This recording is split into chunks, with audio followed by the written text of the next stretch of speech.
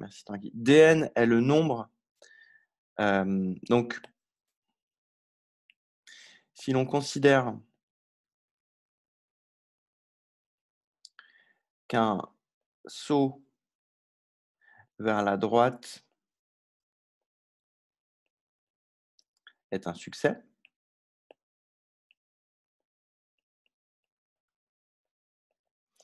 atteint avec probabilité P,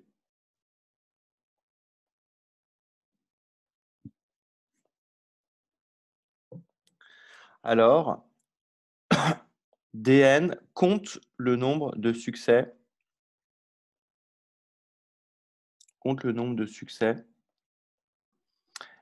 parmi les...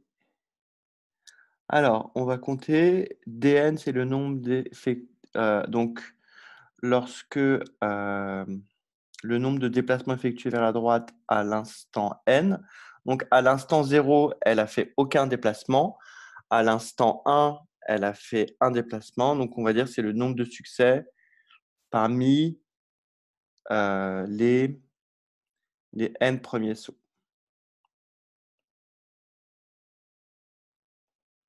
Et là, on peut préciser qu'ils sont indépendants. Et voilà, on a fait notre petit blabla. Quels ont été les mots importants de notre petit blabla?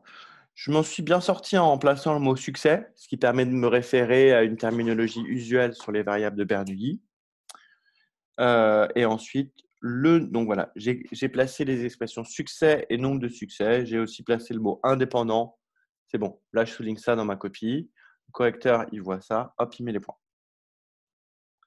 Donc, Dn suit la loi de Bernoulli de paramètres n et p. Voilà.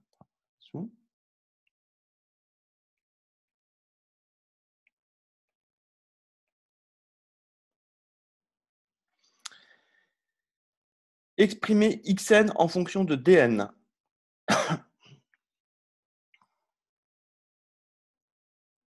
Alors, allez-y, faites les questions 2 et 3. Prenez un brouillon et faites les questions 2 et 3. Et quand vous avez trouvé, vous levez la main.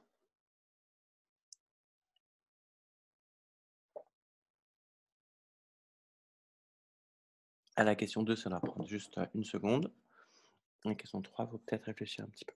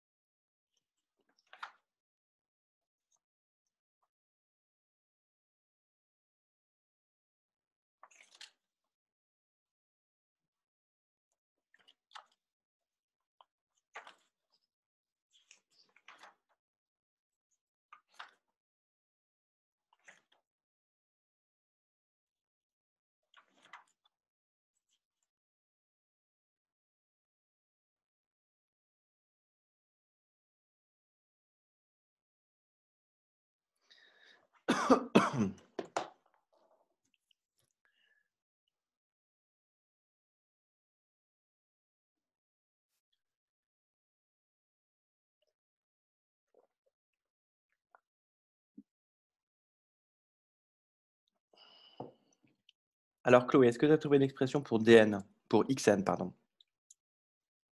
Moi, j'ai mis xn égale 2dn moins n. Oui, tout à fait. On a xn qui va être égal à les déplacements vers la droite.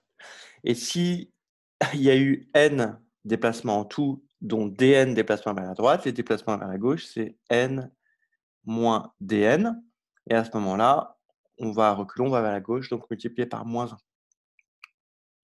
Donc c'est égal à 2dn moins n. Très bien.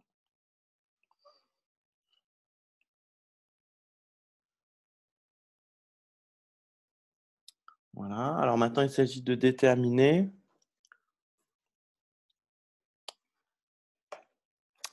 la loi de x de n et x de n plus 1. Alors,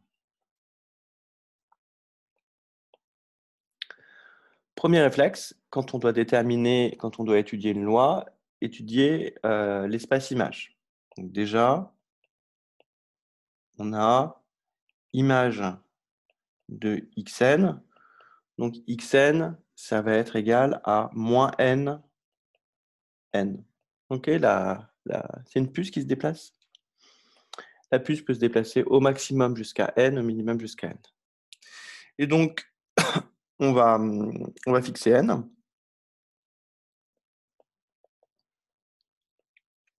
appartenant à n et k. Alors, donc on veut calculer. On va d'abord faire la loi de x de n. On veut calculer la probabilité que x de n soit égal à k.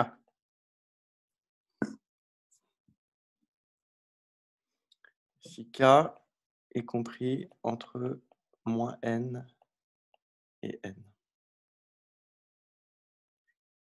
Moins 2n et 2n.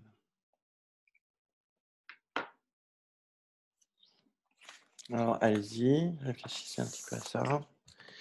Je vais prendre moi aussi de mon côté un petit brouillon pour voir ce que donnent les calculs.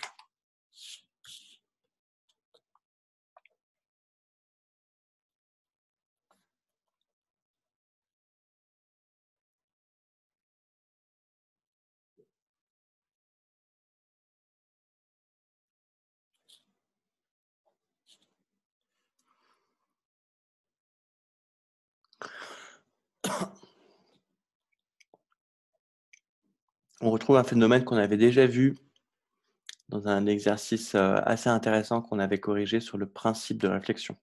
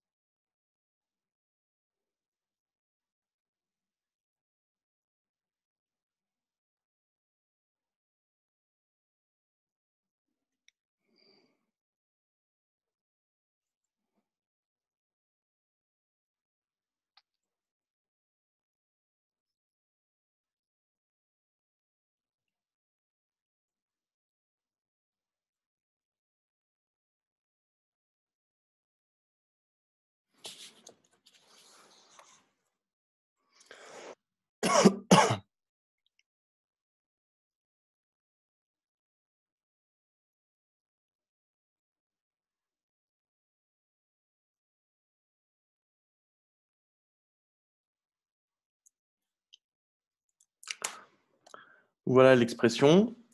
Alors, donc on a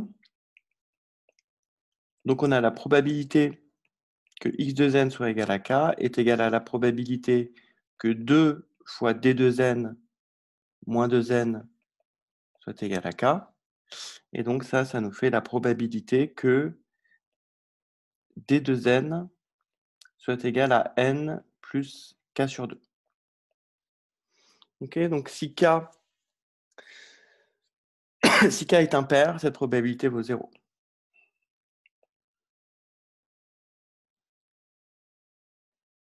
Si k est impair, on a la probabilité que x de n soit égal à k qui vaut 0.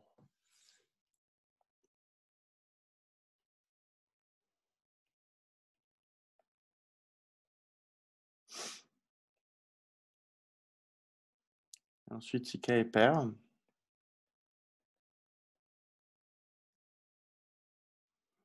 on écrit k est égal à 2L, avec L qui du coup appartient à moins n, et on a la probabilité que x de n soit égal à 2L va être égale à la probabilité que d de n soit égal à n plus L.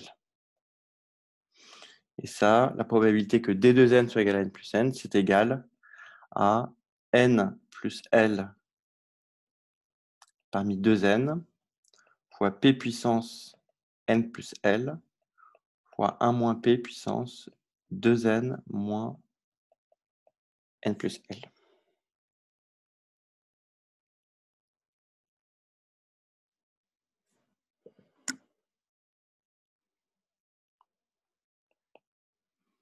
Et donc, alors ça, je vais regarder en brouillon à quoi ressemble ce terme-là. 2n, n plus L parmi 2n. Alors, je vais l'écrire algébriquement. Ça me fait du 2n factoriel sur, bon, premièrement, du n plus L factoriel. Et deuxièmement, du 2n moins n moins L, c'est-à-dire du n moins L factoriel. Ici, mon idée, c'est j'aimerais bien éventuellement rapprocher ça de L parmi n. Donc, je peux forcer le n parmi L à apparaître. Ça me fait du 2n factoriel fois n factoriel sur L factoriel n moins L factoriel. Et du coup, je vais voir apparaître ici du n plus L factoriel et n factoriel ici.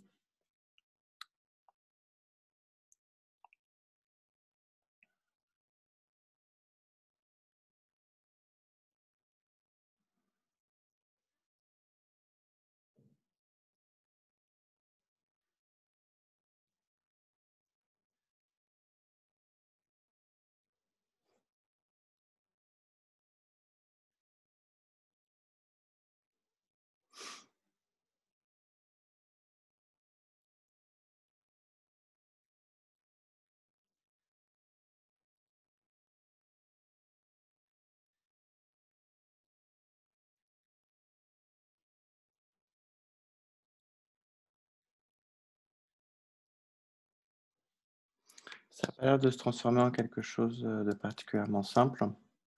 En tout cas, j'ai forcément une dépendance en L. Donc, je vais conclure simplement en disant donc, la probabilité que x 2n soit égal à 2L, eh ben, c'est égal à l'expression qu'on vient de trouver là-haut. Donc, on peut factoriser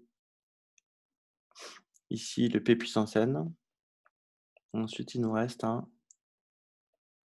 n plus L parmi 2L, facteur de p puissance L, 1 moins p puissance n moins L.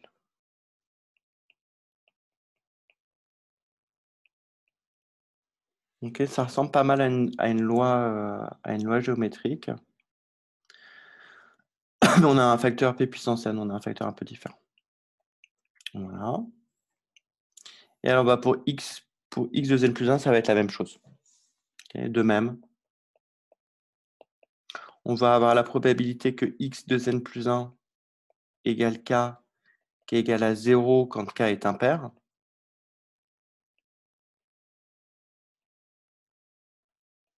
Et ensuite, si je prends L compris entre moins n et n, alors la probabilité que x 2n plus 1 soit égal à 2n plus 1 est égal à 2l plus 1, ça va me faire, on tire l'expression directement. Probabilité que 2 fois d indice 2n plus 1 moins 2n plus 1, si je me souviens bien de l'expression, est égal à 2l plus 1. Donc ça me fait la probabilité. Ici, je vais placer le 2n plus 1 de l'autre côté, ça va me faire du...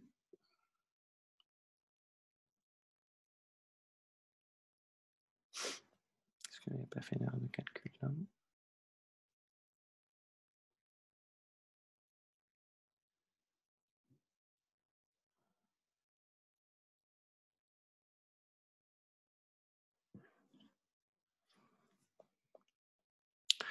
Donc je vais passer le 2n plus 1 ici, ce 2n plus 1 de l'autre côté. Avec le 2l plus 1 qui est là, ça va me faire du 4l plus 2.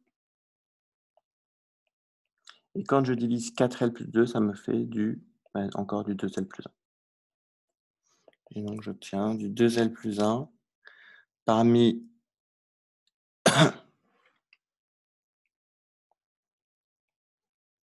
parmi 2n plus 1 fois p puissance 2l plus 1 fois 1 moins p puissance... Alors là, c'est faux ce que je raconte. On va enlever ça. Quand je fais la somme de 2l plus 1 et de 2n plus 1 et que je divise par 2, ça me fait du n plus l plus 1.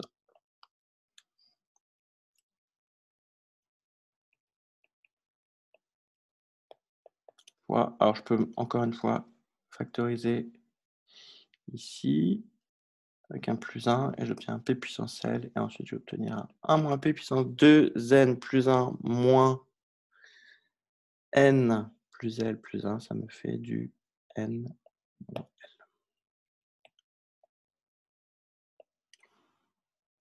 Voilà, donc on a donné une expression de la probabilité que x atteigne la valeur. C'est exactement la définition de la loi. Voilà, ici les calculs n'ont pas l'air de se simplifier, donc on se contentera de ces expressions. Voilà.